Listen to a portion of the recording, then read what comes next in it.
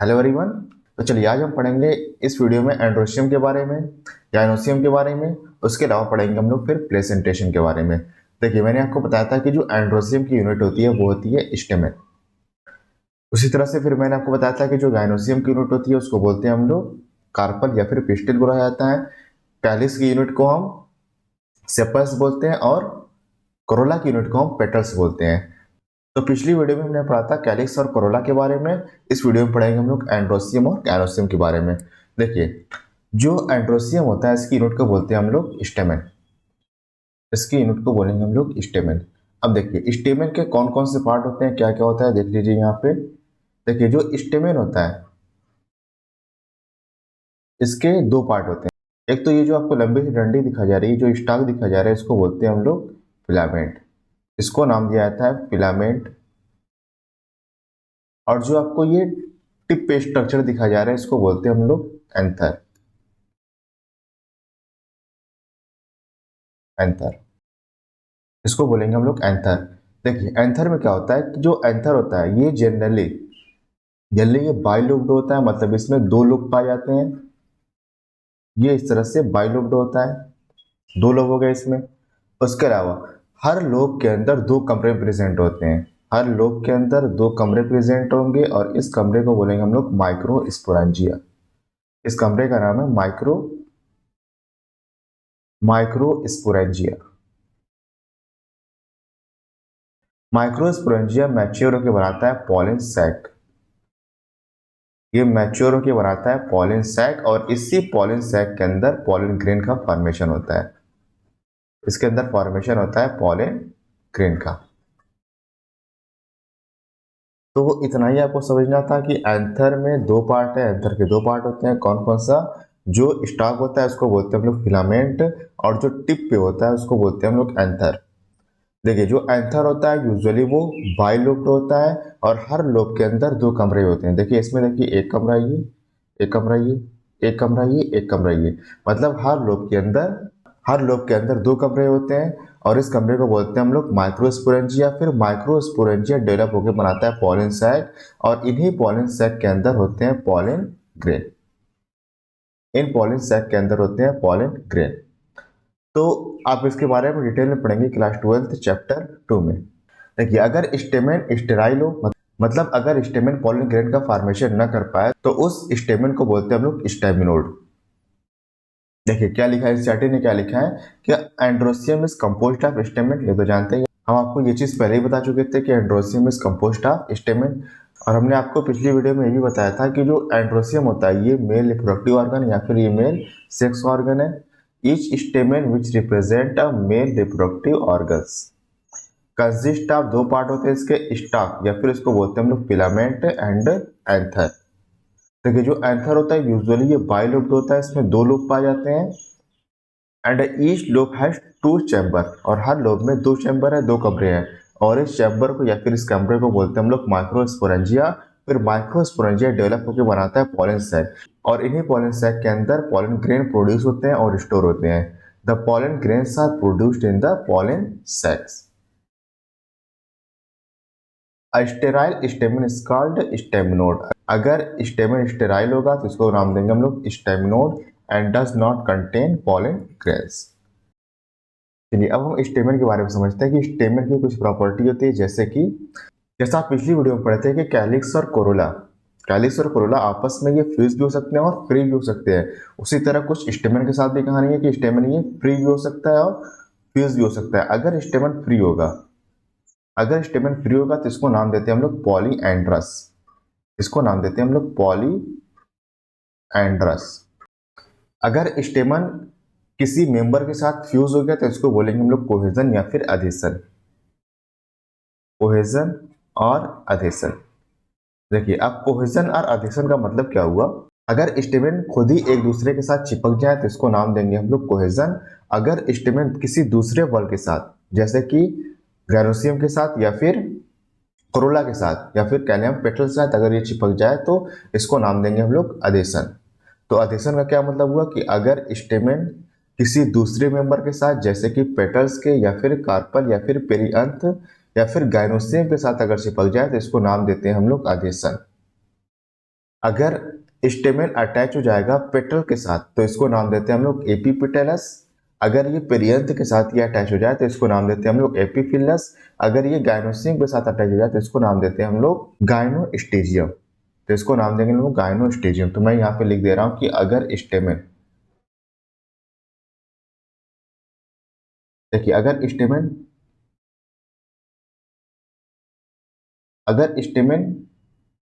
Petal के साथ fuse हो जाए, पेटल के साथ तो इसको नाम देंगे हम लोग एपीपिटेलस, एपीपिटेलस। अगर ये स्टेमन फ्यूज कर जाए पेरियंथ के साथ तो इसको नाम देते हैं हम लोग एपीफिलस।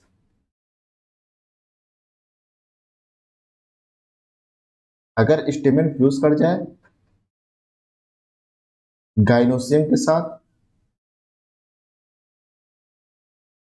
तो इसको नाम देते हैं हम लोग गाइनोस्टेजियम, गाइनोसियम या फिर इसको लिख दें हम कार्पल।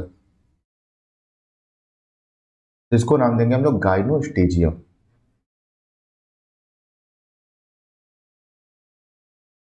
देखिए एपीपिटेलस की जो कंडीशन है ये देखने को मिलती है हमें ब्रिंजल के अंदर, मतलब सोलेनेसी फैमिली में। ये हमें देखने को मिलता है ब्रिंजल में। और एपीफिलस कंडीशन देखने को मिलती है हमें लिली के अंदर। तो ये आपको एनसीईआरटी में जो एग्जांपल दिए गए हैं इसको आप अच्छे से याद रखिएगा, ब्रिंजल एंड लिली। चलिए अब हम एडिशन देख लेते हैं। स्टेमन्स ऑफ अ फ्लावर में be united with other members such as petals or carpel or perianth. मतलब जो स्टेमन है ये दूसरे मेंबर के साथ यूनाइट हो सकता है, फ्यूज हो सकता है, तो इसको नाम देते हैं हम लोग एडिशन।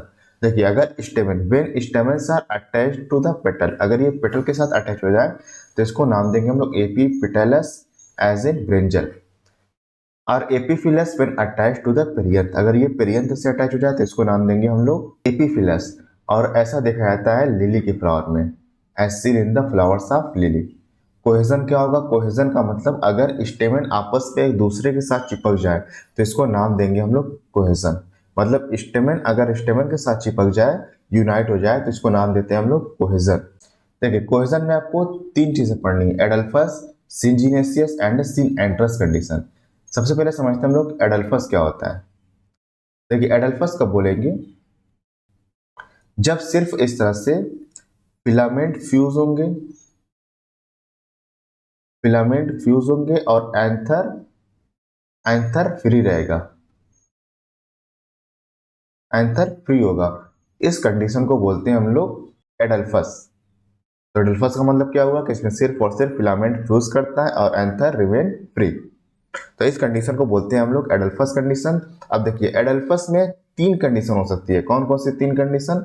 तीन कंडीशन ये हो सकती है इसमें कि एक तो मैंने ये आपको दिखाया कि जितने भी फिलामेंट है सब आपस में फ्यूज हो जाए, मतलब एक ही गुच्छा बनाए, तो इसको बोलेंगे हम लोग मोनो एडल्फस। तो इसको बोलेंगे हम लोग, ये जो मैंने आप बनाया यहाँ पे इसको बोलेंगे हम लोग मोनो एडल्फस। ये क्या हो जाएगा? इसको बोलेंगे हम लोग मोनो,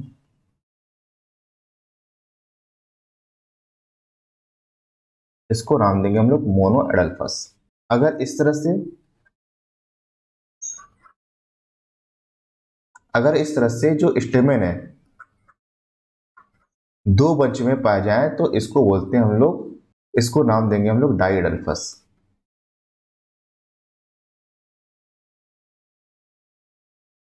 डाई एडल्फस। अगर अगर बहुत सारे बंडल प्रेजेंट हो इस तरह से,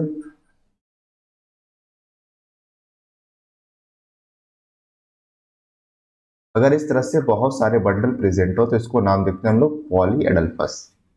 तो इसको नाम देंगे हम लोग पॉली एडल्फस।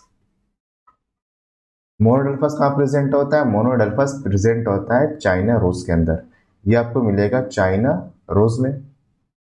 डाइडल्फस आपको मिलेगा पी में।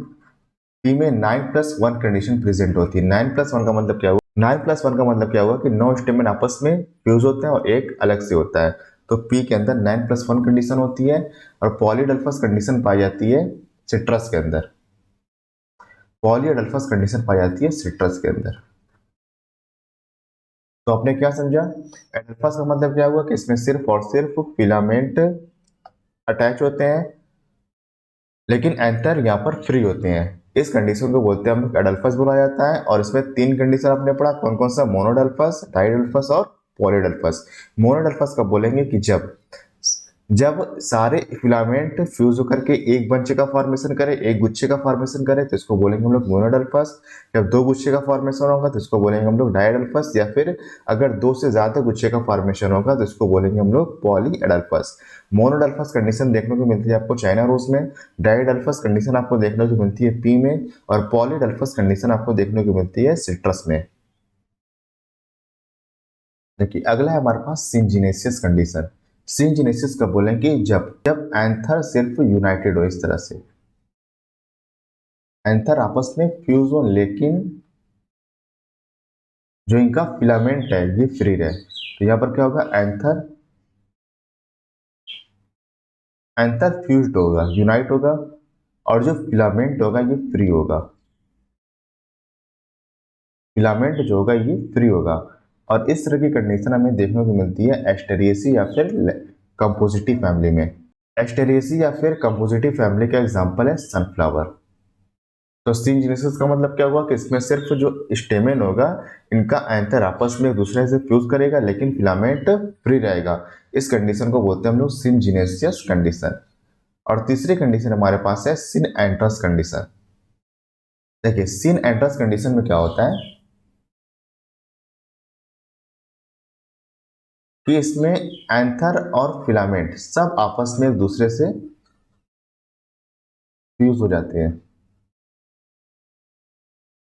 इस कंडीशन को बोलते हैं हम लोग सिन एंड्रस।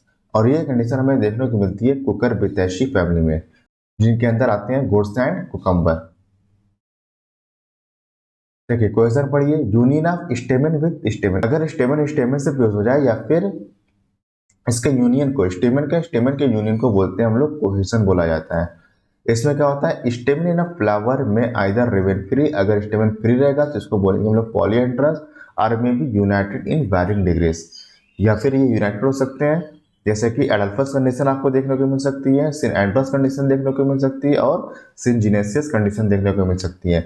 एडल्फस का मतलब क्या हुआ, when stamens are united by their filaments only. सिर्फ इसमें क्या होता है, फिलामेंट फ्यूज होता है, एंथर फ्री रहता है, और इस कंडीशन को बोलते हैं it is called adelphous condition. Adelphous condition 3 types की मैंने आपको बताया, कौन कौन सा, स्टेमेन में be united into one bunch, अगर स्टेमेन एक बंच में प्रेजेंट होगा और वन बंडल तो इसको बोलेंगे हम लोग monadelphous. Monadelphous, mono का मतलब एक, और ये कंडीशन देखने को मिलती है चाइना रोज में। दूसरा हमारे पास है, अगर ये टू बंडल्स में या फिर टू बंच में प्रेजेंट होगा तो इसको नाम देंगे हम लोग डाइडल्फस, डाई का मतलब टू, और ये देखा जाता है पी में। मैं जब आपको फैमिली बताऊंगा तो वहां पर एक दोबारा से फिर बताऊंगा डाइडल्फस कंडीशन। अगर दो से ज्यादा बंडल प्रेजेंट हो तो इसको नाम देंगे हम लोग पॉली एडल्फस कंडीशन, और ये हमें देखने को मिलता है सिट्रस में। तो एग्जाम्पल बहुत इंपॉर्टेंट है यहाँ पे। अगला है सिंजीनेसिस कंडीशन। देखिए अगर stamen when stamens united by their anthers only filament remain free, अगर सिर्फ एंथर आपस में फ्यूज कर जाए और फिलामेंट फ्री रहे तो इस कंडीशन को बोलते हैं हम लोग सिंजीनेसिस कंडीशन। एग्जांपल है कंपोजिटी या फिर एस्टेरेसी फैमिली, और इसमें आते हैं सनफ्लावर, जैसे कि सनफ्लावर। अगला है हमारे पास synandrous condition. Synandrous condition कब बोलेंगे, when filament and anthers of different stamen are united, मतलब अलग अलग स्टेमेन के एंथर और फिलामेंट सब आपस में फ्यूज कर जाए तो इस कंडीशन को बोलेंगे हम लोग सिन एंट्रस कंडीशन। और ऐसा देखने को मिलता है हमें कुकर बितैशी फैमिली में, मतलब कुकर बितैशी फैमिली में आते हैं गोट्स और कुकम्बर। चलिए ऐसा भी हो सकता है कि जो स्टेमन हो इनका साइज वैरी करे, मतलब कुछ स्टेमन का साइज छोटा हो और कुछ स्टेमन का साइज बड़ा हो। ऐसा देखने को मिलता है हमें साल्विया और मस्टर्ड के अंदर। There may be a variation in length of filaments within a flower as in salvia and mustard. देखिए जो इनके लेंथ में वेरिएशन होता है इसमें दो कंडीशन है, डाइडाइनेमस कंडीशन और टेट्राडाइनेमस कंडीशन। डाइडाइनेमस कंडीशन कब बोलेंगे, डाइडाइनेमस कंडीशन में इनमें चार स्टेमन होते हैं और चार स्टेमन में से दो छोटे होते हैं और दो बड़े होते हैं, और इस कंडीशन को बोलते हैं हम लोग डाइडाइनेमस कंडीशन। डाइडाइनेमस कंडीशन का मतलब चार स्टेमन होते हैं और इन चार स्टेमन में से दो स्टेमन छोटे होते हैं और दो स्टेमन बड़े होते हैं, तो इस कंडीशन को बोलते हैं हम लोग डाइडाइनेमस कंडीशन। और ऐसा देखा जाता है लेबिएटिव फैमिली में, जिसका एग्जाम्पल है ऑसिमम। अगला है हमारे पास टेट्राडाइनेमस कंडीशन। टेट्राडाइनेमस कंडीशन का मतलब क्या हुआ कि यहाँ पर 6 स्टेमिन होंगे और जो 6 स्टेमिन में से जो 2 बाहर वाले होंगे, जो बाहर की तरफ होंगे ये छोटे होंगे और जो 4 अंदर की तरफ होते हैं ये बड़े होते हैं। तो इस कंडीशन को बोलते हैं हम लोग टेट्राडाइनेमस कंडीशन। और ऐसा देखा जाता है क्रूसीफेरी फैमिली में। क्रूसीफेरी फैमिली में आता है मस्टर्ड। तो देख लीजिए यहाँ पे डाइडाइनेमस condition among 4 stamens, 2 are short and 2 are long. Example Lebetti family Ocimum. Tetradinemous condition among 6 stamens, 2 outer are short and 4 inner are long. Example है क्रूसीफेरी फैमिली और इसमें आता है मस्टर्ड।